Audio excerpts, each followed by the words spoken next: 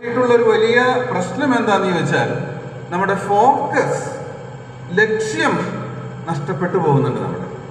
ഞാനൊരു ചെറിയ എക്സാമ്പിൾ പറയാം.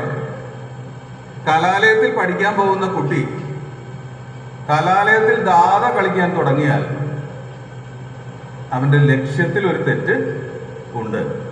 കാരണം അവൻ അവിടെ പോയിരിക്കുന്നത് കലാലയത്തിൽ വലിയവനാകാനല്ല, പിന്നെയോ അവിടെ നിന്ന് ക്വാളിഫൈഡ് ആയിട്ട് ഒരു ജോലി വാങ്ങുക എന്ന ലക്ഷ്യമാണ് അവന് ആവശ്യം. അതാണ് അവന്റെ ശരിയായ ലക്ഷ്യം. കാരണം ഒരു ജോലിയാണ് അവന്റെ ജീവിതത്തിൽ പുലർത്താൻ പോകുന്നത്, കലാലയത്തിൽ ദാത ആയതുകൊണ്ടല്ല.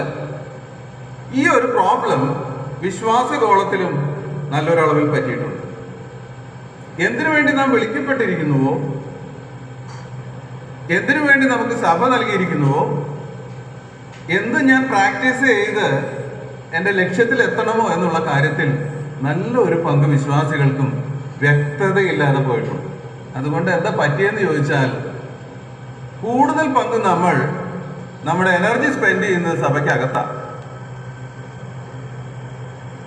പക്ഷേ ആദിമ ക്രൈസ്തവർ സഭയിൽ നിന്ന് ശക്തി പ്രാപിച്ച് പുറത്താണ് പ്രവർത്തിച്ചിരുന്നത്. അപ്പോസ്തല പ്രവൃത്തികൾ എടുത്ത് പഠിക്കുമ്പോഴും ലേഖനങ്ങൾ എടുത്ത് പഠിക്കുമ്പോഴും ഈ സത്യം വളരെ പച്ചയായിട്ട് നമുക്ക് കാണാം. സഭയ്ക്ക് അകത്തല്ല നാം പ്രവർത്തിക്കേണ്ടത്, പിന്നെയോ സഭയ്ക്ക് പുറത്താ. കാരണം നമ്മൾ ക്രിസ്തുവിന്റെ സാക്ഷികളാണ്.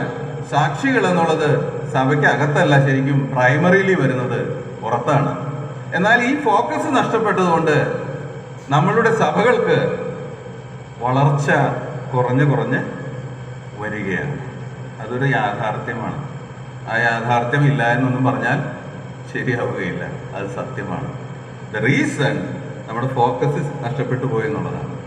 ഈ വിഷയമാണ് ദൈവഭക്തി എന്ന വിഷയത്തിലൂടെ അഡ്രസ്സ് ചെയ്യാനായിട്ട് ഞാൻ ശ്രമിക്കുന്നത്.